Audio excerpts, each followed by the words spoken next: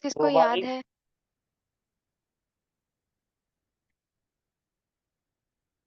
सुचादा,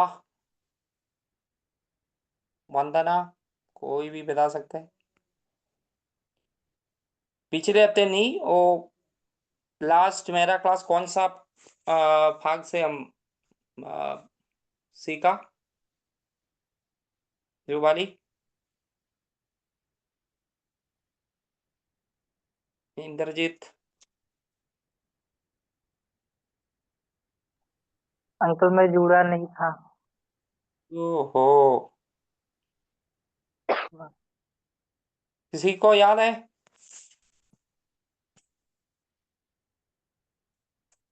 किसी के पास डायरी कुछ नहीं है, नोटबुक कुछ नहीं?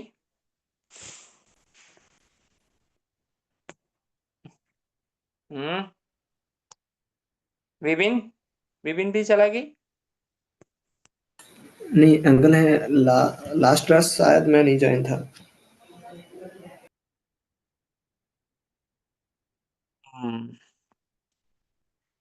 ओके, फिलिपियो का पत्री तीसरा अध्याय, उसका 20 और 21 पद पढ़ लीजिए। फिलिपिया लेखനം 3-ാം അധ്യായം 20-21।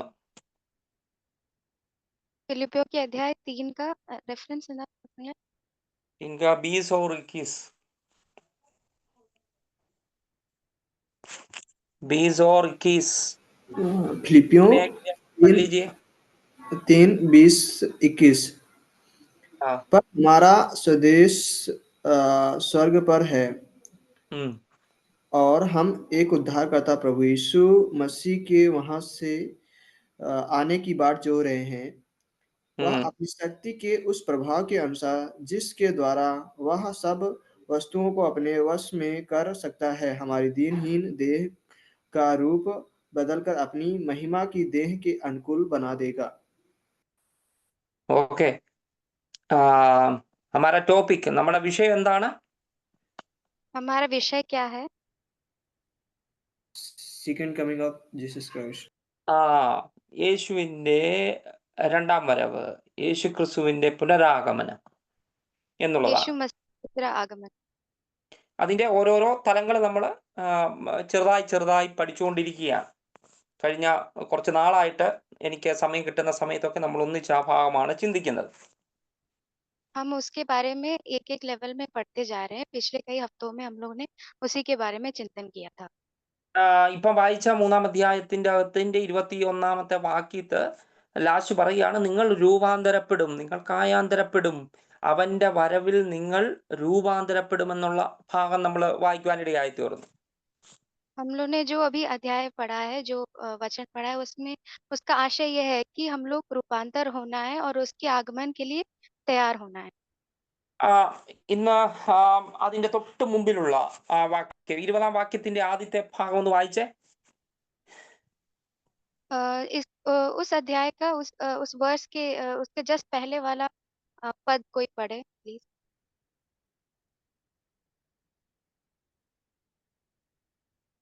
इंद्रजीत, विपिन पढ़ लीजिएगा. 20 आयत 20, 3 का 20. किसी का पास बाइबल भी नहीं है? पर हमारा स्वदेश स्वर्ग पर है और हमारा स्वदेश, देखो देखो इधर इधर, हमारा स्वदेश कहाँ पर है? എന്റെ വീട്, അല്ല, എന്റെ പൗരത്വം, എന്റെ സിറ്റിസൺഷിപ്പ് സ്വർഗത്തിലാകുന്നു എന്നാണ് അവിടെ എഴുതിയിരിക്കുന്നത്. उसमें लिखा है कि मेरा घर, मेरा जो सिटीजनशिप है, जो मेरा नागरिकता है, वो स्वर्ग में है. നാഗരികത. ഓക്കെ, അത് തന്നെയാണ് യഥാർത്ഥം. ഹിന്ദിയില് എന്റെ വീടെന്നല്ല എഴുതിയേക്കുന്നത്, മെരഖാർ, അങ്ങനെയല്ല. അതിന്റെ ശരിയായിട്ടുള്ള ട്രാൻസ്ലേഷൻ നമ്മുടെ പൗരത്വം, നമ്മുടെ സിറ്റിസൺഷിപ്പ്, നാഗരികത എന്ന് പറയുന്നത് സ്വർഗത്തിലാകുന്നു. हिंदी में लिखा है कि हमारा नागरिकता स्वर्ग में है. हिंदी में घर लिखा है ना?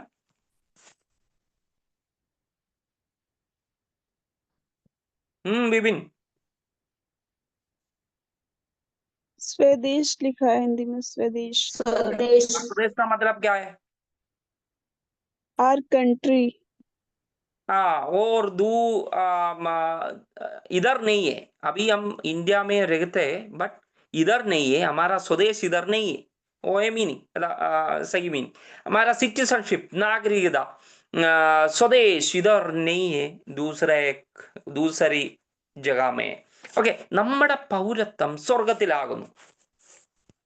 हमारा नागरिकता स्वर्ग में है. ഓക്കെ, ഈ 3-ാം അധ്യായത്തില് 1-ാം വാക്യം മുതൽ 21-ാം വാക്യം വരെ ഉള്ള ഭാഗങ്ങളിൽ 2 ടൈപ്പുള്ള ആൾക്കാരോടാണ് പൗലോസ് സംസാരിക്കുന്നത്.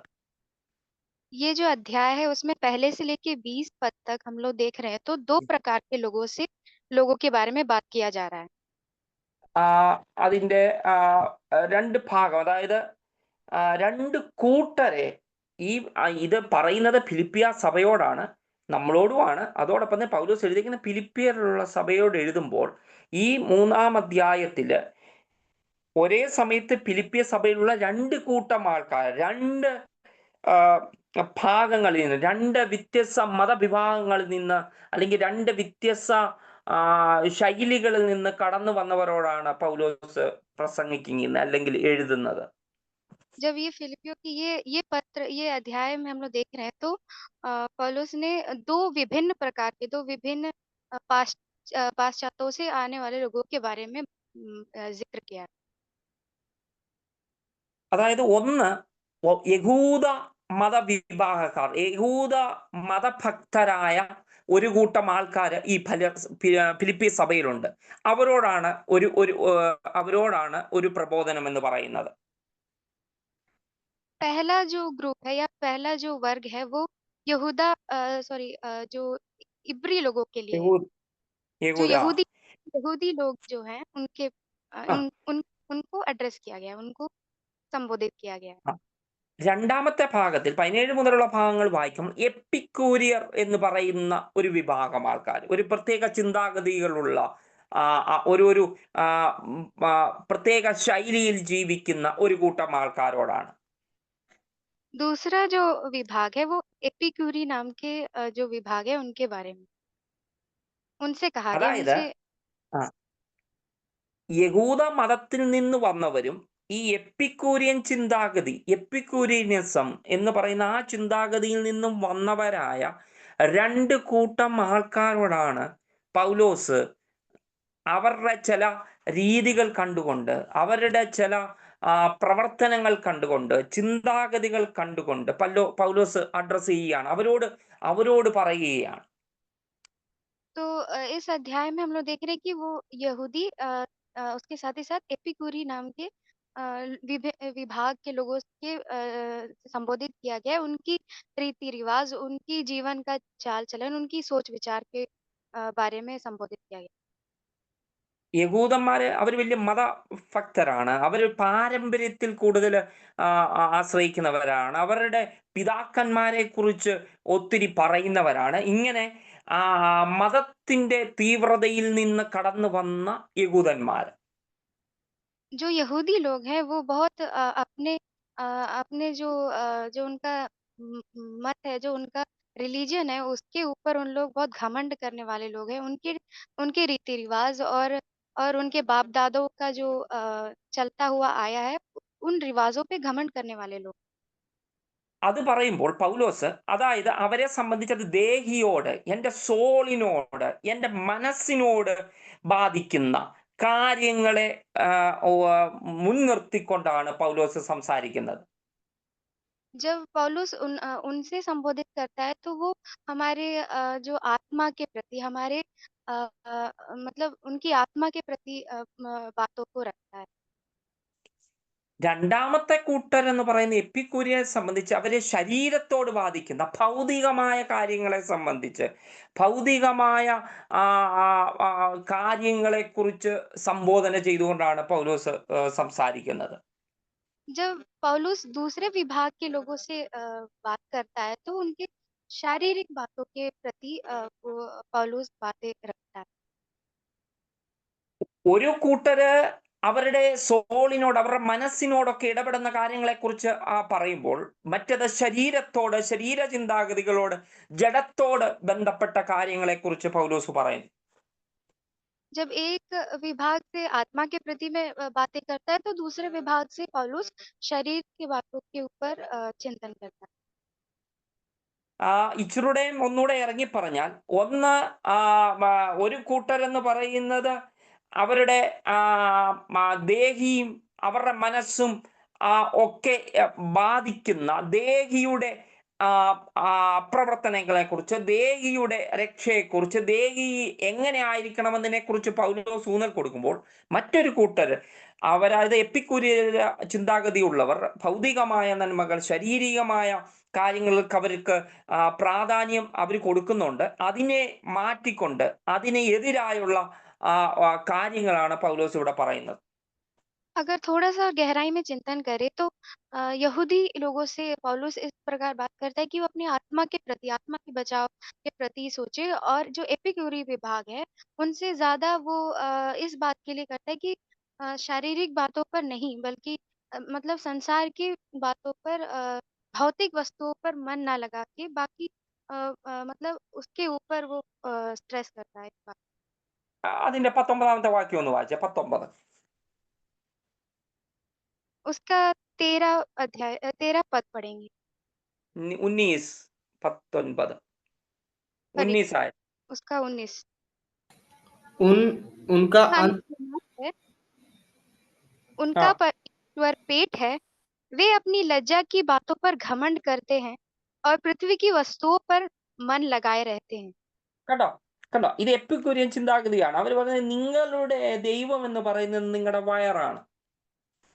देखिए, ये एपिक्यूरियों की ये सोच विचार है कि आपका ईश्वर पेट है. അവരുടെ ദൈവം എന്ന് പറയുന്നത് അവരുടെ വയറാണ്. അവർ ഭൗമിക കാര്യങ്ങൾ, ഈ ലോകത്തിലെ കാര്യങ്ങൾ, ഇത് ഇവിടെ ഉള്ള കാര്യങ്ങളിൽ അവരുടെ മനസ്സിനെ ഉറപ്പിച്ചു വെച്ചിരിക്കുകയാണ്.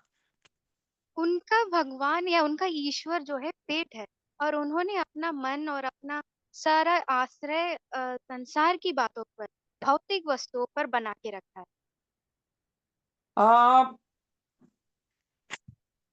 ഇവര് എപ്പോഴും ജഡത്തിന്റെ അനുഗ്രഹം, ഭൗമികമായ അനുഗ്രഹം, അല്ലെങ്കിൽ ഈ നമുക്ക് കാണുന്ന ഈ ഭൂമിയിലുള്ള വലിയ വീടുകളോ, വലിയ ബംഗ്ലാവുകളോ, വലിയ കാറുകളോ, വലിയ ജോലികളോ, അല്ലെങ്കിൽ അംബാനി അഡാനിയോ ഒക്കെ ആകണമെന്നുള്ള തൽപരരില്ല.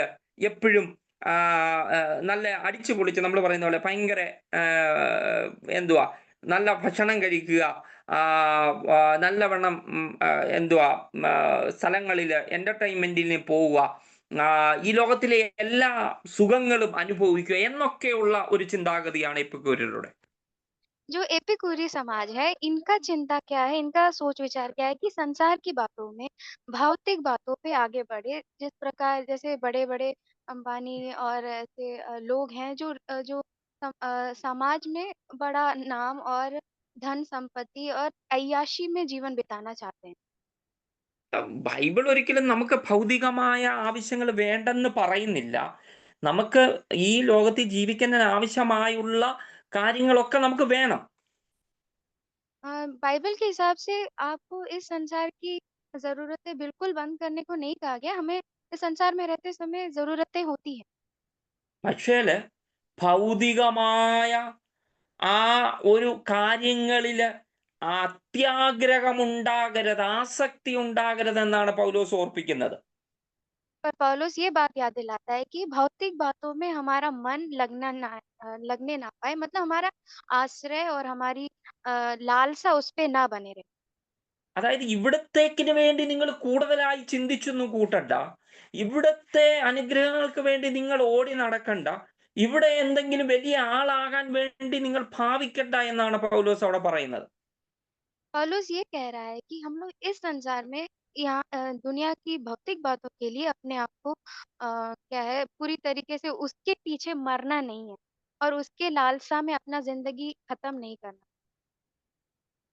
അതുകൊണ്ടാണ് അവിടെ അങ്ങനെ എഴുതിയിരിക്കുന്നത്. ഇവർ ഭൗതികമായ കാര്യങ്ങളിൽ, ഇങ്ങനെയുള്ള കാര്യങ്ങളിൽ ഇവർ ഓടി നടക്കുകയാണ്. അവിടെ എങ്ങനെ എനിക്ക് പണം ഉണ്ടാക്കാം, എങ്ങനെ എനിക്ക് സമൂഹത്തിൽ, സൊസൈറ്റിയിൽ വലിയ ആളായി നിൽക്കാം, മറ്റുള്ളവരുടെ മുമ്പിൽ എങ്ങനെ സ്റ്റൈലായിട്ട് എനിക്ക് നടക്കാൻ കഴിയണം, വലിയ വലിയ നല്ല നല്ല ഭക്ഷണ പദാർത്ഥങ്ങൾ എനിക്ക് എങ്ങനെ കഴിയും, ഇങ്ങനെയൊക്കെയുള്ള ചിന്താഗതികളിൽ നടക്കുന്ന എപ്പിക്യൂരിയരുടെ ചിന്താഗതിയുള്ളവരാണ് ഒരു കൂട്ടർ. एपिक्यूरियो के बारे में बताया गया कि मैं कैसे संसार में लोगों के सामने दुनियादारी में उनके सामने कैसे मैं एक अच्छे नाम के साथ उनके सामने एक अच्छे स्टाइल में एक ताकि मैं लोगों से स्वीकृति पाऊँ। ये इस प्रकार की चिंता गति, इस प्रकार की सोच विचार रखने वाले लोग थे। इसलिए पौलुस ने उनसे इस प्रकार बात की। അവരെ എങ്ങനെ ആയിരിക്കും, ഞാൻ അതിനെക്കുറിച്ച് കൂടുതൽ വിശദീകരിക്കാം. പിന്നീട് ഒരു അവസരത്തിൽ നമുക്ക് ആ ഭാഗം ചിന്തിക്കുകയും ചെയ്യും. 18ാമത്തെ വാക്യം ഒന്ന് വായിച്ചേ. 18 18. उसका 18 पढ़ेंगे, क्योंकि बहुत से ऐसी चाल चलते हैं जिनकी हम्म, चर्चा मैंने तुमसे बार बार की है और अभी हाँ भी रोक रोकर कहता हूँ कि वे अपनी हाँ चाल चलन मसीह के क्रूस के बैरी हैं। മസീഹ് ക്രൂസെ ബഹരി, ക്രൂശിന്റെ ശത്രുക്കളായി നടക്കുന്ന ഒരു കൂട്ടം ആൾക്കാർ. मतलब मसीह के क्रूस के बैरी बन के चलने वाला एक ग्रुप है, मतलब एक समाज, एक प्रत्येक ग्रुप के लोग। ഞാൻ പറഞ്ഞല്ലോ, ഈ ലോകത്തിന്റെ ചിന്താഗതികൾ. നമുക്ക് എല്ലാം ആവശ്യമാണ്. നമുക്ക് കഴിക്കാൻ ഭക്ഷണം വേണം, ധരിക്കാൻ വസ്ത്രം വേണം, ജീവിക്കാൻ വീട് വേണം, ജോലി വേണം, നല്ല നിലയിൽ തന്നെ ജീവിക്കണം. ഇതൊക്കെ ആവശ്യമാണ്. പക്ഷേ ഇതിലേക്ക് മാത്രം നിങ്ങളുടെ ചിന്തകളെ കൊണ്ടുപോകരുത്. അതിലേക്ക് നിങ്ങളുടെ ഫോക്കസ്, നിങ്ങളുടെ കണ്ണുകളെ കൊണ്ടുപോകരുത്. അതുകൊണ്ട് നിങ്ങൾക്കൊന്നും നേടുന്നില്ല. നിങ്ങൾ ക്രൂശിന്റെ ശത്രുക്കളായി മാറത്തേ ഉള്ളൂ. हाँ, इसमें इसका ये तात्पर्य है कि हमको संसार की चीजें की जरूरत है, हमें अच्छा पैसे की जरूरत है, हमें जॉब की जरूरत है, संसार में बहुत कुछ चीजों की जरूरत है, लेकिन हमारी लालसा और हमारी पूरी दौड़ उसके पीछे नहीं होना चाहिए। यदि हमारी लालसा, हमारी इच्छा, हमारी हर प्रकार की फोकस उस पे ही हो तो हम क्रूस के बैरी बन जाएंगे। പൗലോസ് കരഞ്ഞുകൊണ്ട്, 18ാം വാക്യത്തില് ശരിക്ക് പറഞ്ഞു കഴിഞ്ഞാൽ, പൗലോസ് കരഞ്ഞുകൊണ്ട് വേദനയോടെ പറയുകയാണ്. ഈ രണ്ട് കൂട്ടരെയൊക്കെ കണ്ടുകൊണ്ട്, ഫിലിപ്പി സഭയിൽ നിൽക്കുന്ന ഈ കൂട്ടരെ കണ്ടുകൊണ്ട് പൗലോസ് വിഷമത്തോടെ കരഞ്ഞുകൊണ്ട് പറയുകയാണ്, നിങ്ങൾ ക്രൂശിന്റെ ശത്രുക്കളായി മാറുകയാണ്.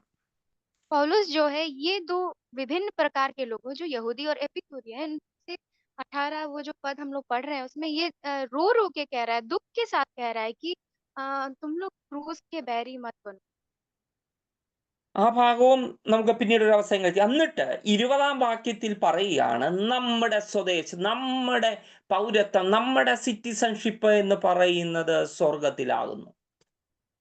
उसके बारे में हम लोग किसी और दिन चिंतन करेंगे, लेकिन उसके 20वां पद में ये बता रहा है कि हमारा स्वदेश, हमारा नागरिकता स्वर्ग में है। എന്താണ് സ്വദേശം അവിടാന്ന് എങ്ങനെയാണ് പറയാൻ പറ്റുന്നത്? कैसे हम बता सकते हैं कि हमारा स्वदेश स्वर्ग में है? നമ്മളിപ്പോ ഇവിടെ അല്ലേ ജീവിക്കുന്നത്? हम लोग तो अभी यहाँ जी रहे हैं। നമ്മൾ നോർമലി ചിന്തിക്കുമ്പം കർത്താവ് വരും, കർത്താവ് വരും, അതാണല്ലോ നമ്മൾ പഠിച്ചുകൊണ്ടിരിക്കുന്നത്. കർത്താവിന്റെ വരവിൽ എടുക്കപ്പെടുക എന്നുള്ളതാണ് വിഷയം. ആരെടുക്കപ്പെടും എന്നുള്ളതൊരു ചോദ്യമാണ്. हम लोग हमेशा पढ़ते हैं कि प्रभु आ रहा है, प्रभु आ रहा है, लेकिन कौन उसके आगमन में उठाया जाएगा सचमुच? ശരിക്കും ആരായിരിക്കും പോകുവാൻ കഴിയുന്നത്? अगर सोचेंगे तो कौन सच में परमेश्वर के आगमन में याथार्थ रूप में उठा लिया जाएगा? ചിലർ പറയുമ്പോൾ ഞാൻ സ്നാനപ്പെട്ടു അതുകൊണ്ട് ഞാൻ പോകും. कुछ लोग बोलते हैं मैं तो बपतिस्मा लिया इसलिए मैं जाऊंगा। ചിലർ ഞാൻ അന്യഭാഷ പറയുന്നുണ്ട് അതുകൊണ്ട് ഞാൻ പോകും. कुछ लोग ये भी बोलते हैं कि मैं अन्य भाषा बोलता हूँ तो मैं पक्का जाऊंगा। ചിലർ പറയും ഞാൻ എല്ലാ ബൈബിൾ ക്ലാസ്സിനും ഞാൻ പങ്കെടുക്കുന്നുണ്ട്, എല്ലാ സൺഡേ മീറ്റിങ്ങിൽ പങ്കെടുക്കുന്നുണ്ട്, ബ്ലസം പയ്യ പറയുന്ന എല്ലാ മീറ്റിങ്ങിലും VBC അറ്റൻഡ് ചെയ്യും, ക്യാമ്പിൽ അറ്റൻഡ് ചെയ്യും, അത് ചെയ്യും, ഇത് ചെയ്യും, അതുകൊണ്ട് ഞാൻ പോകും. कुछ लोग कहते हैं कि मैं हर मीटिंग में आता हूँ, मैं हर कैंप में जाता हूँ और रसन भैया जैसे जो भी VBS के कार्य हैं सब में मैं पार्टिसिपेट करता हूँ इसलिए मैं जाऊंगा। ചിലർ പറയും ഞാൻ എന്തെങ്കിലും ദശാംശം സ്വതറാഴ്ചയൊക്കെ കൊടുക്കുന്നുണ്ട് അതുകൊണ്ട് ഞാൻ പോകും. कुछ लोग ऐसे भी बोलते हैं कि मैं शाम के समय पे देता हूँ, मैं ऑफरिंग प्रभु को समय-समय पे सब चीज़ें डिसिप्लिन में करता हूँ, इसलिए मैं जाऊँगा। പോകുവോ? क्या सच में वो लोग जाएँगे? പോകത്തില്ല എന്നുള്ളതാണ് സത്യം. ये बात एक सच है कि ऐसे लोग ऐसे नहीं जाएँगे। ഇതൊക്കെ ചെയ്യാതെ പോകത്തില്ല. പക്ഷെ ഇതൊക്കെ ചെയ്തിട്ടും വേറെ പലതും ചെയ്യാതിരുന്നാൽ പോകത്തില്ല. ये सब हम लोग करना है, पर ये सब करके अगर हम लोग कुछ इम्पोर्टेंट बातें नहीं करेंगे, तो हम लोग प्रभु के राज्य में नहीं जा पाएँगे। സ്നാനപ്പെടാതെയും രക്ഷിക്കപ്പെടാതെയും അല്ലെങ്കിൽ പരിശുദ്ധാത്മാവിന്റെ നിയന്ത്രണത്തിൽ നടക്കാതെ ഒരിക്കലും നമുക്ക് പോകാൻ കഴിയത്തില്ല. പക്ഷേ സ്നാനപ്പെട്ടു എന്ന് പറഞ്ഞുകൊണ്ടും ഒരിക്കലും പോകത്തില്ല. बिना बपतिस्मा लिए पवित्र आत्मा के अभिषेक पाए बिना हम लोग स्वर्गराज कभी नहीं जा सकते। लेकिन ये सब प्राप्त करने के बावजूद भी यदि हम वो सिर्फ वही एक माप नहीं है कि हम लोग स्वर्ग जाएँगे। ഇവിടെ പറയുകയാണ് എന്റെ പൗരത്വം എന്ന്, എന്റെ സ്വദേശം എന്ന് പറയുന്നത് സ്വർഗത്തിലാണ്. यहाँ पे ये बता रहा है कि मेरा स्वदेश, मेरी नागरिकता स्वर्ग में है। എന്ത് അങ്ങനെ നിങ്ങൾ നിങ്ങൾ ചിന്തിച്ചിട്ടുണ്ടോ? ഇപ്പം आप നിങ്ങളോട് എല്ലാവരോടായിട്ട് പൗലോസ് പറയുകയാണ്, അല്ലെങ്കിൽ ദൈവത്തിന്റെ ആത്മാവ് പറയാ, നിങ്ങളുടെ സ്വദേശം ഇവിടെയല്ല. आप सबसे परमेश्वर की आत्मा कह रहा है कि आपका स्वदेश यहाँ पे नहीं है। क्या आप ये बात सोचे हैं कभी?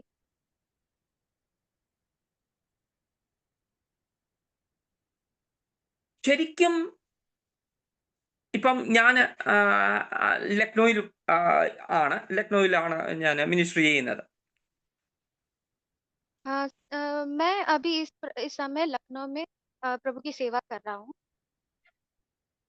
പക്ഷേ എൻ്റെ മാതൃസ്ഥലം എന്ന് പറയുന്നത്, എൻ്റെ വീട്, ഞാൻ ജനിച്ച സ്ഥലം എന്ന് പറയുന്നത് കേരളമാണ്. लेकिन मेरा जो मातृभूमि है, जो जहाँ पे मैं पैदा हुआ हूँ, वो केरल है। എത്ര നാൾ ഞാൻ ഉത്തർപ്രദേശിലാണെന്ന് പറഞ്ഞാലും എൻ്റെ മനസ്സിൻ്റെ ഒരു കോണിൽ ഞാൻ ആരാണെന്നുള്ള ചിന്തയുണ്ട്. ഞാൻ ഒരു മലയാളിയാണ്, ഞാനൊരു കേരളത്തിൽ ജനിച്ച ആളാണെന്നുള്ള ചിന്ത എപ്പോഴും എൻ്റെ മനസ്സിലുണ്ട്. भले मैं कितना भी साल उत्तर प्रदेश में रह लूँ, लेकिन मेरे अंदर, मेरे मन में, मेरे दिल के एक कोने में मेरे अंदर ये बोध रहता है कि मैं एक मलयाली हूँ या मैं केरल का रहने वाला हूँ। എത്ര വർഷങ്ങൾ കഴിഞ്ഞാലും എൻ്റെ മാതൃസ്ഥലത്തോട് അതൊരിക്കലും വിട്ടു. ഞാൻ ജനിച്ചത്, നമ്മളെല്ലാം ഇന്ത്യയിലാണ് എങ്കിൽ തന്നെ വിവിധ സ്റ്റേറ്റിലാണ്, വിവിധ രാജ്യത്തിലാണ്. അവിടെ ഇരിക്കും, എവിടെ ഇരുന്നാലും എൻ്റെ ജന്മഭൂമി, ഞാൻ ജനിച്ചു വളർത്തപ്പെട്ട അല്ലെങ്കിൽ എൻ്റെ മാതൃസ്ഥലത്തോട് എപ്പോഴും നമ്മുടെ ഉള്ളിലൊരു സ്നേഹം ഉണ്ടായിരിക്കും. मैं चाहे जो भी स्टेट में रहूँ, मैं चाहे जितने साल से उस जगह पे रहूँ, लेकिन हमारे अंदर, हमारे दिल में हमेशा हमारी मातृभूमि के प्रति एक विशेष स्नेह है, उसके प्रति एक विशेष चाहत हमेशा हमारे दिल में रहता है। ഒത്തിരി പ്രശ്നങ്ങൾ ഉണ്ടാകും. ഇപ്പോൾ ഒത്തിരി ഒത്തിരി പ്രശ്നങ്ങളിൽ കൂടെ കടന്നു പോകുന്ന സമയമാണ് ഉത്തർപ്രദേശിലൊക്കെ. ഒത്തിരി പ്രശ്നങ്ങൾ ഉണ്ടാകും. ചൂടിന്റെ പ്രയാസം, തണുപ്പിന്റെ പ്രയാസം, സദാ ഒത്തിരി ഒത്തിരി പ്രോസിക്യൂഷൻ, ഒത്തിരി ഒത്തിരി പ്രശ്നങ്ങൾ ഒക്കെ പറയുമ്പോൾ എൻ്റെ സ്ഥലം അവിടാണ്, നമുക്ക് അവിടെ പോകാം, ഈ ചൂടൻ കഴിയുമ്പോൾ നമുക്ക് അവിടെ പോകാം, അവിടെ വലിയ പ്രശ്നമില്ല എന്നുള്ളൊരു ചിന്ത നമ്മുടെ ഉള്ളിൻ്റെ ഉള്ളിൽ വരാനിടയാകും. देखिए होंगे उत्तर प्रदेश में बहुत बदलाव आती है, बहुत गर्मी है, बहुत ठंडक है, तो हमारे अंदर एक ऐसा, जब हम लोग इस कठिन परिस्थितियों से होकर जाते हैं, तो हमारे अंदर एक बात ऐसी आती है कि हमारा घर तो केरल में, हमें वहाँ वहाँ पे ये सब कोई दिक्कत नहीं है। वहाँ जाने की एक लालसा हमारे अंदर उत्पन्न होती है। നമ്മുടെ മതതീവ്രവാദികൾ, നമ്മുടെ ചുറ്റും നിൽക്കുന്നവർ ക്രിസ്ത്യാനികൾ കണ്ടുകൊണ്ട് നിങ്ങൾ വിദേശി മതമാണെന്ന് പറയുന്നത് നിങ്ങൾ കേട്ടിട്ടുണ്ടോ? क्या आप सुने हैं कि आपके जो आस-पास में जो धार्मिक जो तीव्रवादी लोग हैं, जो वो कहते हैं कि मसीहत या ईसाई धर्म एक विदेशी धर्म है करके बोलते हैं, आपने कई बार सुना होगा। അവർക്കത് അറിയത്തില്ല. അവര് പറയുന്നത് ബ്രിട്ടീഷുകാർ, അംഗ്രേസ് ആൾക്കാര് പാശ്ചാത്യ നാടുകാർ വന്നുകൊണ്ടുവന്ന മതം എന്നുള്ള നിലയിലാണ് അവർ പറയുന്നത്. सच में उन्हें मालूम नहीं है। वो उनको ये लगता है कि वो अंग्रेज लोग यानी जो ब्रिटिश लोग हैं वो इस धर्म को लाए हैं इधर। പക്ഷെ അവരത് പറയുമ്പോഴും നമുക്ക് പറയാൻ കഴിയും അവര് लेकिन जब वो വിദേശ മതമെന്ന് പറയുന്നേ ഉള്ളൂ. പക്ഷെ നമുക്കൊരു കാര്യം ഈ പൗലോസിനോട് കൂട്ടത്തിൽ നമുക്ക് പറയാൻ നമ്മൾ ഇവിടുത്തുകാരല്ല. भले वो ऐसे कह रहे हो लेकिन हम पौलुस के साथ मिलकर ये कह सकते हैं कि हम लोग यहाँ के रहने वाले नहीं हैं। ഞാൻ പറഞ്ഞത് എനിക്ക് ഉത്തർപ്രദേശിൽ ഇരിക്കുമ്പോൾ എന്റെ മാതൃസ്ഥലമായ കേരളത്തോട് അതിയായ സ്നേഹം ഉണ്ട്. मैं जब यहाँ उत्तर प्रदेश में रहता हूँ तो मुझे अ, अपने मातृभूमि केरल के प्रति एक विशेष प्रकार का प्रेम मेरे अंदर उत्पन्न होता है। അതോടൊപ്പം തന്നെ ഞാൻ ഇന്ത്യൻ പൗരനാണ്, ഇന്ത്യൻ സിറ്റിസൺഷിപ്പ് ഉള്ള ആളാണ്, ഇന്ത്യൻ പൗരനാണ്. അതുകൊണ്ട് ഇന്ത്യയോടും എനിക്ക് അതിയായ സ്നേഹമാണ്. उसके साथ ही साथ मैं एक भारतीय नागरिक हूँ तो मुझे भारत के प्रति भी प्रेम है, भारत के प्रति भी मुझे प्रत्येक लगाव। ഞാൻ ഇന്ത്യൻ പൗരനാണ്, അതുകൊണ്ട് എനിക്ക് ഇന്ത്യയുടെ സ്നേഹമാണ്. ഇന്ത്യയിലെ തന്നെ കേരളത്തിലാണ് ഞാൻ ജനിച്ചത്, അതുകൊണ്ട് കേരളത്തിനോട് സ്നേഹമാണ്. मैं एक भारतीय नागरिक हूँ इसलिए मुझे भारत से प्रेम है और साथ ही साथ मैं केरल जो एक स्टेट है इंडिया का उससे भी मैं वहाँ का रहने वाला हूँ इसलिए मुझे उसके प्रति भी प्रत्येक लगाव है। പക്ഷേ ഞാൻ വീണ്ടും ജനിച്ചപ്പോൾ, ഞാൻ മാനസാന്തര അനുഭവത്തിൽ വന്നപ്പോൾ എനിക്ക് ദൈവം തന്ന ഒരു സിറ്റിസൺഷിപ്പ് ഉണ്ട്, ഒരു പൗരത്വമുണ്ട്. അത് സ്വർഗത്തിലാണ്. लेकिन जब मैं मन फिर आया, जब मैं नया जन्म का अनुभव प्राप्त किया तो मुझे परमेश्वर ने एक नया नागरिकता दिया। वो कौन? वो स्वर्ग राज्य का नागरिकता। ദൈവം എനിക്ക് തന്ന പദവി, ദൈവം എനിക്ക് നൽകിയ, നമുക്ക് ഓരോരുത്തരും നൽകിയ അനുഗ്രഹം എന്ന് പറയുന്നത്, നിങ്ങൾ ഇവിടെ ജീവിക്കുമ്പം തന്നെ നിങ്ങൾക്ക് വേറൊരു സിറ്റിസൺഷിപ്പ്, ഒരു പൗരത്വം, ഒരു നാഗരികത, ഒരു ഒരു ഒരു ഒരു പ്രത്യേകമായ പ്രത്യാശ നൽകി. അതാണ് സ്വർഗത്തിൻ്റെത് എന്നാണ് കർത്താവ് ഇവിടെ പറയുന്നത്. तो प्रभु ने हमें उनके अनुग्रह के तौर पे हमें एक नागरिकता दिया। वो नागरिकता स्वर्ग राज्य का है। वो हम लोग ने इस അതാ- अध्याय में पढ़ा है। അതാണ് നമ്മൾ വായിച്ചത്. നമ്മുടെ പൗരത്വം എന്ന് പറയുന്നത് സ്വർഗത്തിലാണ്. वही हम लोग ने पढ़ा कि हमारा नागरिकता स्वर्ग में है। ഞാൻ ഇവിടെ താമസിക്കുമ്പോൾ ഇവിടുത്തെ പൗരനായിട്ടിരിക്കുന്നു. അത് നല്ലത് തന്നെയാണ്. നമ്മൾ വിദേശ മതം ഒന്നുമല്ല, നമ്മൾ ഇവിടുത്തെ പൗരന്മാരാണ്. ഈ രാജ്യത്തെ നമ്മൾ സ്നേഹിക്കണം, നമ്മൾ ജനിച്ച സ്റ്റേറ്റിനെ നമ്മൾ സ്നേഹിക്കണം. അതിന് അപ്പുറമായി സ്നേഹിക്കേണ്ടത് സ്നേഹിക്കണം. അതിനപ്പുറമായി എനിക്ക് വേണ്ടി ജീവൻ നൽകിയ കർത്താവ് എനിക്ക് നൽകിയ പദവി എന്ന് പറയുന്നത്, നീ എൻ്റെ പിന്നാലെ അനുഗമിക്കുമ്പോൾ നിന്റെ പൗരത്വം എന്ന് പറയുന്നത് എപ്പോഴും ഓർമ്മ വേണം, അത് സ്വർഗത്തിലായിരിക്കണം എന്നുള്ളത്. यहाँ पे भले हम लोग संसार में भारत के नागरिक हैं, हम जो भी संस्थान के हैं वहाँ के नागरिक हैं। हमें वहाँ का अपने देश का हमें अपने देश को प्रेम रखना है, उसकी हर बातों के लिए हमने गर्व रखना है। पर साथ ही साथ हमें ये याद रखना है कि यीशु मसीह ने हमें एक नागरिकता दिया है और उसके प्रति हमारा मन और हमारा दिल हमेशा एकाग्रत होना जरूरी है। അപ്പോൾ ഈ കുഞ്ഞുങ്ങളെ, നിങ്ങൾ ഇവിടെ ആയിരിക്കുന്നു, നിങ്ങൾ നിങ്ങളുടെ ഗ്രാമത്തിലായിരിക്കുന്നു, യുപിയുടെ വിവിധ ഭാഗങ്ങളിൽ, അല്ലെങ്കിൽ ജമ്മു കാശ്മീരിൽ, അല്ലെങ്കിൽ MP, അല്ലെങ്കിൽ ബോംബെ, മഹാരാഷ്ട്രയിൽ ഉള്ള പല ഭാഗങ്ങളിലുള്ള കുഞ്ഞുങ്ങൾ, നിങ്ങൾ അവിടെ ആയിരിക്കുമ്പോൾ തന്നെ നിങ്ങളുടെ ഉള്ളിൽ നിങ്ങൾ എപ്പോഴും ആ ബോധ്യമുണ്ടായിരിക്കണം, ഞാൻ ഇവിടെ ഉള്ള ആളല്ല, ഇവിടാണ് താമസിക്കുന്നെങ്കിലും എൻ്റെ പൗരത്വം എന്ന് പറയുന്നത് വേറെ ഒരു സ്ഥലത്താണ്. അതിനെക്കുറിച്ചുള്ള ചിന്ത എപ്പോഴും നിങ്ങൾക്കുണ്ടായിരിക്കണം.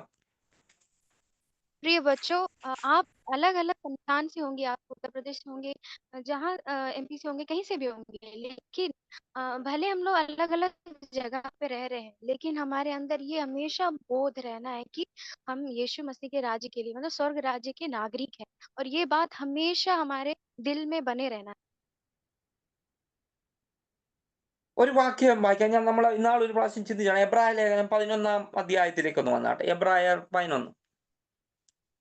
एक और वाक्य पढ़ेंगे, इब्रानियों उसका 11वां अध्याय। उसका 9वां पद. इब्रानियों 11 उसका 9।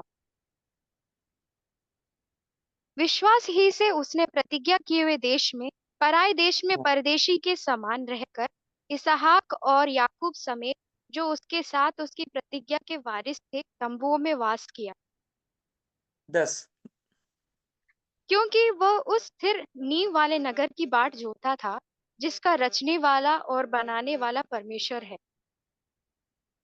ഇവിടെ അബ്രഹാമിനെ കുറിച്ച് പറയുകയാണ്. അബ്രഹാം ഇപ്പം ഇസ്രായേലിൽ വാഗ്ദത്ത ദേശത്താണ് താമസിക്കുന്നത്. यहाँ पे अब्राहम के बारे में कह रहा है कि अब्राहम अभी इज़राइल जो वादा किया हुआ देश है वहां पे रहता है। അബ്രഹാം ഊരെന്ന് പറയുന്ന സ്ഥലത്ത് നിന്ന് അവൻ വേറൊരു രാജ്യക്കാരനായിരുന്നു. അവിടുന്ന് ദൈവം വിളിച്ച് ഇപ്പം കൊണ്ടാക്കിയിരിക്കുന്ന സ്ഥലം എന്ന് പറയുന്നത് ഇസ്രായേലിലാണ്. അവിടെ വാഗ്ദത്ത കനാനാണ്. അവിടെയാണ് ഇരിക്കുന്നത് ഇപ്പോൾ. अब्राहम जो है वो पहले ऊर नामक जगह के रहने वाला था, लेकिन परमेश्वर की वादा के प्रकार उसने सुनकर वो अभी जो क्या है वादा का जो स्थान है, यानी वादा का जो स्थल है वो कनान देश में अभी रहता है। അവന്റെ സ്ഥലത്ത് ഇരിക്കുമ്പോൾ പ്രത്യേകമായ ഒരു ദർശനം കൊടുത്തു. നിന്നെ ഞാനൊരു വാഗ്ദത്ത ദേശത്തേക്ക് കൊണ്ടുപോകുമെന്ന് പറഞ്ഞ് ആ ദർശനത്തിന്റെ പിന്നാലെ അബ്രഹാം നടന്നു തുടങ്ങിയതാണ്. अब्राहम को परमेश्वर ने एक दर्शन दिया जब वो ऊर नामक जगह पे था, अपने अपने बाप दादाओं की जगह पे था। वहां पे परमेश्वर ने उसे दर्शन दिया कि मैं तुम्हें एक वादा का देश दिखा रहा हूँ, वहां तुम जाओ। അങ്ങനെ അവൻ വർഷങ്ങൾ കൊണ്ട് നടന്ന് ചെന്ന് അവന് കൊടുത്ത സ്ഥലത്ത് അവൻ ഇപ്പൊ പാർക്ക് ചെയ്യാണ്. അതാണ് കനാൻ നാട്, ഇന്നത്തെ ഇസ്രായേൽ എന്ന് പറയുന്ന സ്ഥലം. उस दर्शन के अनुसार उसने चलते चलते उस वादा के देश में पहुंचा, अभी वहां पे रह रहा है। പക്ഷെ അവിടെ ഇരുന്നുകൊണ്ട് അബ്രഹാമിനെ കുറിച്ച് പൗലോസ് പറയുന്നത് 9-ാമത്തെ വാക്യം എന്താണ്? വിശ്വാസത്താൽ അവൻ, ഒരു വിശ്വാസത്തിന്റെ കാര്യം പറഞ്ഞിട്ട് വിശ്വാസത്താൽ അവൻ വാഗ്ദത്ത ദേശത്ത് അന്യദേശത്ത് എന്ന പോലെ അതേ വാഗ്ദത്തിന്റെ കൂട്ടവാസികളായ ഇസ്ഹാക്കിനോടും യാക്കോബിനോടും കൂടെ കൂടാരങ്ങളിൽ പാർത്തു എന്ന്. यहाँ पे ये लिखा है कि भले परमेश्वर ने उसे दर्शन दिया और वो अपने वादा किए हुए देश में पहुंचा, लेकिन वादा किए हुए देश में एक पराये के समान, एक परदेशी के समान तंबुओं में रहकर इसहाक और याकूब के साथ उसने वास किया। വാഗ്ദത്ത ദേശമല്ലേ അവന് ദർശനം കൊടുത്തത്? उसको वादा का देश तो ना परमेश्वर ने दर्शन में दिया था। ഉൽപ്പത്തി പുസ്തകം 12-ാം അധ്യായം ഒക്കെ വായിക്കുമ്പോൾ നമുക്ക് മനസ്സിലാകുന്നു അവനൊരു വാഗ്ദത്ത ദേശം കൊടുത്തു. അതാണ് കനാൻ. അവിടാണ് ഇപ്പോൾ അവനായിരിക്കുന്നത്. उत्पत्ति का 12 अध्याय जब हम लोग जब पढ़ेंगे तो हमें पता चलता है कि कनान जो वादा का देश है वहां पर अभी अब्राहम रह रहा है। ഒത്തിരി പ്രതിസന്ധികളുടെ കടന്നുപോയി അവൻ ഇവിടെ പ്രാപിച്ചെടുത്താണ്, കൈവശപ്പെടുത്തിയാണ്. ദൈവം കൊടുത്ത സ്ഥലമാണ്, ശരി തന്നെയാണ്. बहुत मुश्किलों से होकर गया, लेकिन उसने प्राप्त किया, वो वादा का देश उसने प्राप्त करके वहां पे रह रहा है। പക്ഷേ അബ്രഹാമിന് ഈ ഭാഗം എബ്രായ ലേഖനക്കാരൻ വായിക്കുമ്പോൾ മനസ്സിലാകുന്ന കാര്യം അബ്രഹാമിന് കൊടുത്ത ദർശനം അത് മാത്രമല്ലായിരുന്നു എന്നുള്ളതാണ്. लेकिन जब हम लोग ये पद पढ़ते हैं तो हमें ये पता चलता है कि जो भले परमेश्वर ने उसे दर्शन दिया, लेकिन उसको ये वादा सिर्फ नहीं, इसको कोई बड़ा वादा, അവന് കൊടുത്ത ദർശനം കേവലം ഇസ്രായേൽ കനാൻ നാട് മാത്രമായിരുന്നില്ല. उसको जो दर्शन दिया था वो केवल वो कनान का देश सिर्फ सीमित नहीं था। പിന്നെ എവിടമാണ് കൊടുത്തത്? എന്താണ് കൊടുത്തത്? फिर आप सोचे होंगे कि क्या फिर परमेश्वर ने उसे दिया होगा, या कहाँ के लिए परमेश्वर ने उसको वादा किया होगा। അത് 10-ാമത്തെ വാക്യമാണ്. वो उसके 10वें पद में हम लोग पढ़ते हैं। എന്തെന്നാൽ ദൈവം ശില്പിയും നിർമ്മാതാവുമായ അടിസ്ഥാനങ്ങളുള്ള നഗരത്തിനു വേണ്ടി അവൻ ആകാംക്ഷയോടെ കാത്തിരുന്നു. उसमें ऐसे लिखा है, क्योंकि वो उस स्थिर नींव वाले नगर की बाट जोता था, जिसके रचने वाला और बनाने वाला परमेश्वर है। കുഞ്ഞുങ്ങളെ, നിങ്ങൾ എവിടെ പോകാനായിരിക്കുന്നേ? बच्चों, आप कहाँ जाने के लिए तैयारी कर रहे हैं? എവിടെ പോകാനാ? कहाँ आप जाएंगे? പറഞ്ഞ ആരെങ്കിലും कोई भी बोले। എവിടെ പോകാനായിരിക്കുന്നേ? आप लोग कहाँ जाने की तैयारी कर रहे हैं?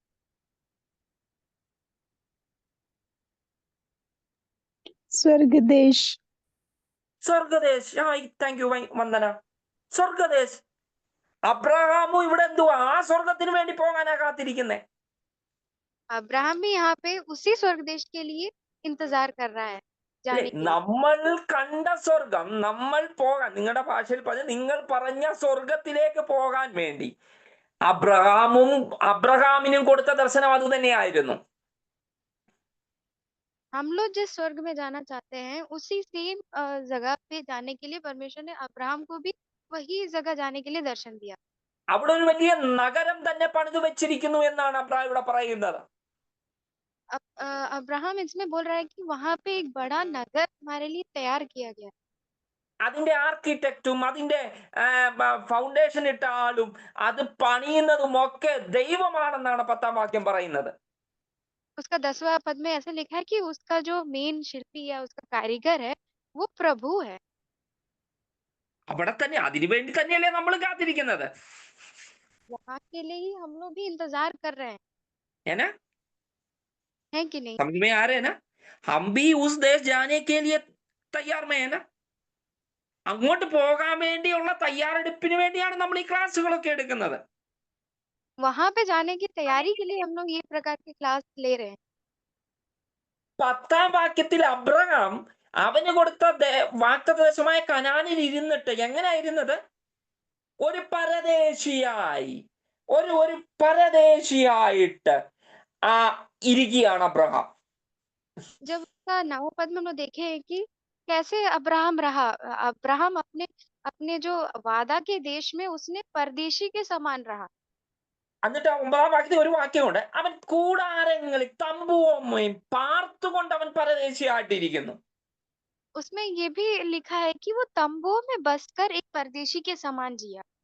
നമ്മുടെ കുറിവാക്യം മറക്കൽ, നമ്മൾ വായിച്ച ഭാഗം നമ്മുടെ പൗരത്വമോ സ്വർഗത്തിലാകുന്നു എന്നുള്ളതാണ്. हमारा जो मेन की वर्स है, उसे हम याद रखें कि हमारी नागरिकता स्वर्ग राज्य है। എന്റെ സ്വദേശം, എന്റെ പൗരത്വം അവിടെ ആണെങ്കിൽ മാത്രമേ, ആ ഒരു അറിവുണ്ടെങ്കിൽ മാത്രമേ, ഉള്ളിന്റെ ഉള്ളിൽ ആ ഒരു തീവ്രമായ അഭിലാഷം, ആഗ്രഹം ഉണ്ടെങ്കിൽ മാത്രമേ ഇവിടെ നമ്മൾ താമസിക്കുമ്പോൾ ഒരു പരദേശിയായിട്ട് താമസിക്കാൻ കഴിയത്തുള്ളൂ. हाँ, जब हम लोग का अगर हमारी मन में ये ना रहे कि ये बोध ना रहे कि हम लोग यहाँ परदेशी है और ഒരു വർഷം കൂടെ പാസ് നമ്മൾ ആ ഒരു ചിന്ത, എന്റെ സിറ്റിസൺഷിപ്പ്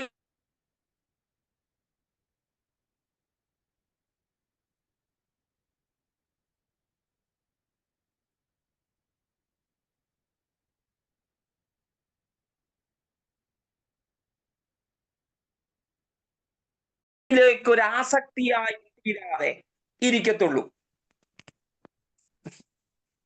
അങ്ങനെ നെറ്റ്വർക്ക് ലാപ്സ് ആയിരുന്നു. കേട്ടില്ല? കേട്ടില്ല. ഒന്നുകൂടെ പറയണോ? ഓക്കെ.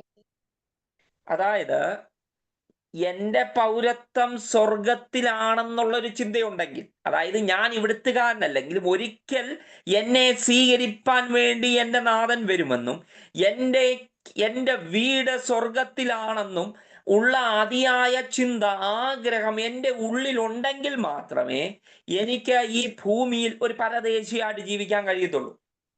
मतलब कि यदि हमारे अंदर ये चिंता नहीं है कि हम परदेशी हैं और हमारे लिए एक राज्य बन रहा है, हम स्वर्ग राज्य के वारिस हैं, और ये जगह अगर उस राज्य के प्रति हमारे अंदर आग्रह नहीं है, तो हम लोग परदेशी के समान नहीं जी पाएंगे.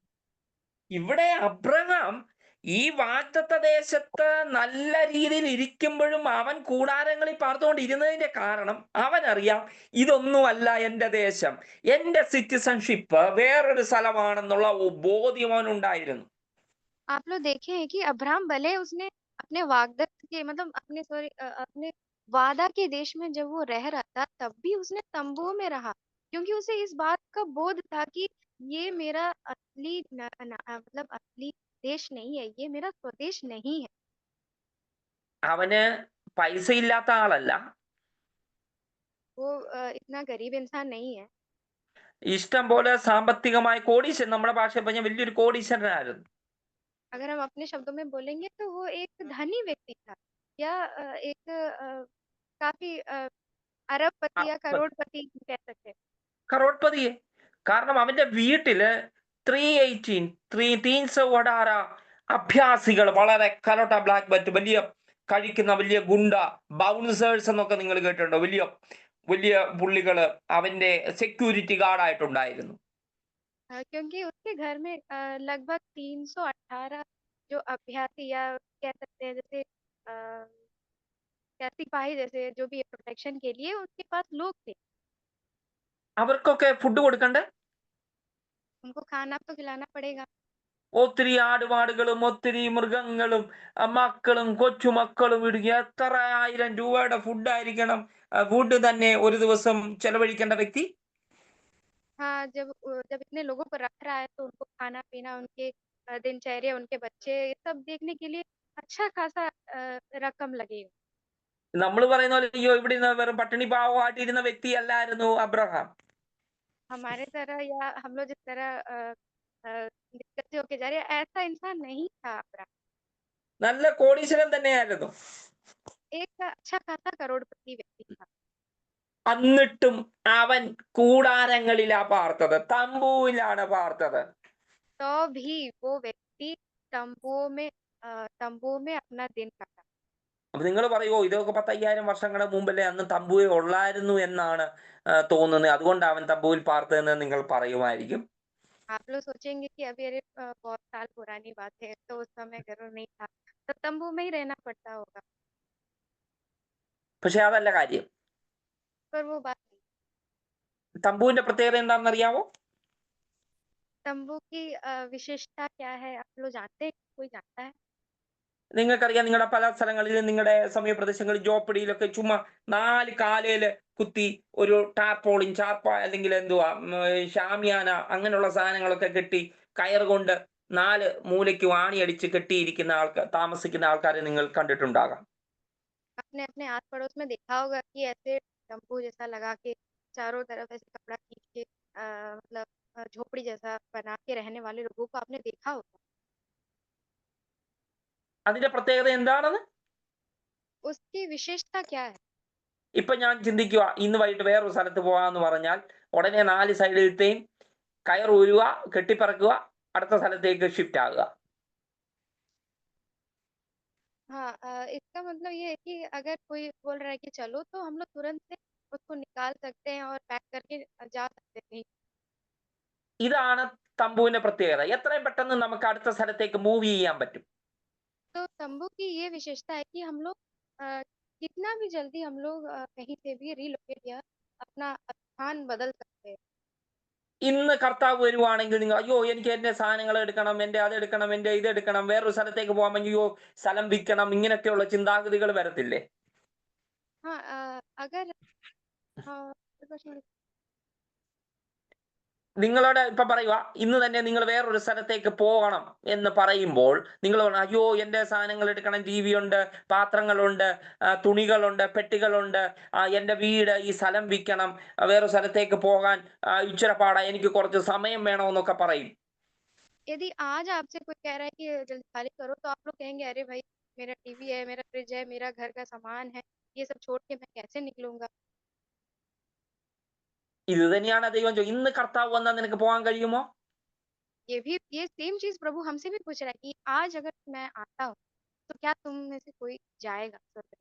ഈ ഭൂമിയിൽ വേരുറപ്പിക്കുന്ന മുറുകെ പിടിക്കുന്നതായ പലതും നിങ്ങളുടെ കയ്യിലുണ്ടെങ്കിൽ അതിനെ കട്ട് ചെയ്യണം എന്നാണ് നിങ്ങളുടെ പൗരത്വം സ്വർഗത്തിലാണെന്നതുകൊണ്ട് ഉദ്ദേശിക്കുന്നത്? हाँ, इसका कहने का ये तात्पर्य है कि यदि आज हमारे जीवन में इस संसार से हमें खींच के रखने वाली चीजें हैं, तो जो चीज हम लोग छोड़ना नहीं चाहते हैं या अगर छूटने का डर है, अगर ऐसी चीजें हैं तो उसे छोड़कर हमें परमेश्वर के आगमन के लिए तैयार होने की जरूरत है। നിങ്ങൾക്ക് ഈ എപ്പിക്യൂരിയൻസ് ചിന്താഗതി നമ്മൾ പറഞ്ഞു, അവര് ഈ ഭൗതിക കാര്യങ്ങളിൽ ഊന്നൽ കൊടുത്തുകൊണ്ടിരിക്കുകയാണ്. ഫിലിപ്പിയ സഭയിൽ കുറച്ച് ആൾക്കാര് ഭൗതികമായ നന്മകൾ, ഇവിടുത്തെ കാര്യങ്ങൾക്ക് വേണ്ടി അവര് നിലകൊള്ളുമ്പോൾ പൗലോസ് പറയുകയാണ്, നിങ്ങളുടെ പൗരത്വം സ്വർഗത്തിലാണ്, ഇവിടത്തേക്ക് വേണ്ടി നിങ്ങൾ ഒത്തിരി കൂട്ടി വെക്കേണ്ട ആവശ്യമില്ല.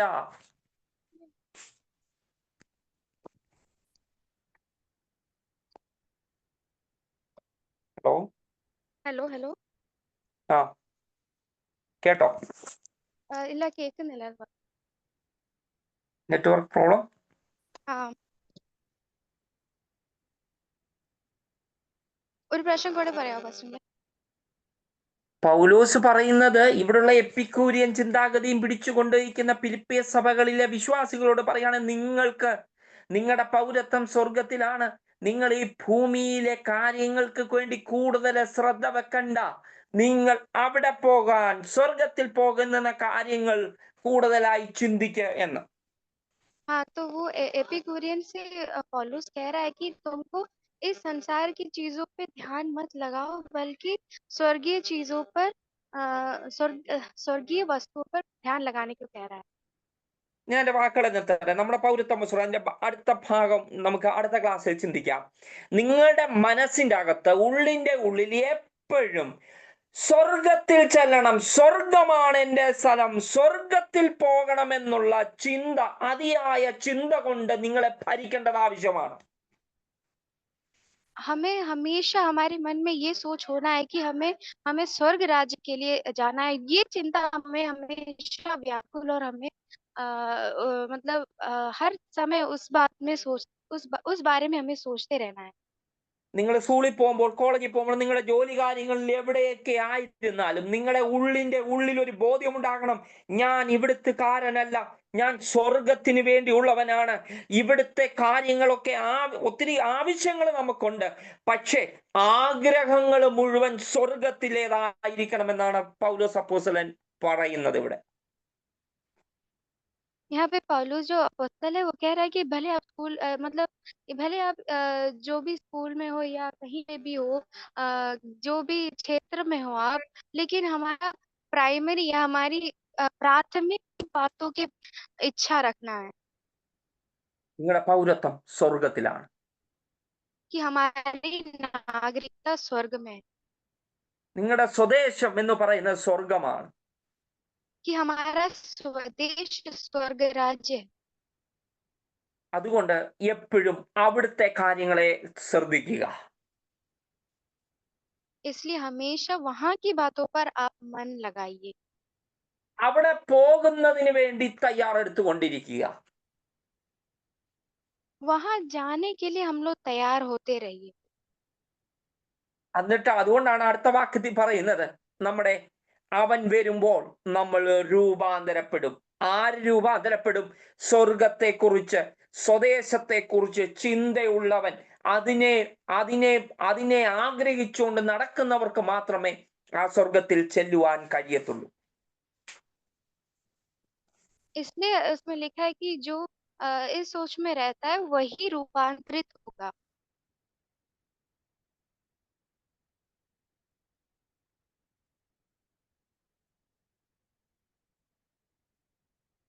ये नेटवर्क इश्यू है, मैं समाप्त करना चाहता हूँ. अगले हफ्ते उसका बाकी सिटीजनशिप के बारे में अगले हफ्ते हम पढ़ेंगे, सीखेंगे. Okay, thank you so much. ये फिलिपिया का पत्री 3रा अध्याय आप सब पढ़ के आना है. मैं पहले पूछा, मैं कोई नहीं लिख रहे, पिछले हफ्ते क्या पढ़ा है वो भी आपको मालूम नहीं है, ये गलत है. आप लोग सब लिखना है, वो पढ़ना है, सीखना है, मनन करना है. Okay, thank you so much. Pricey, thank you.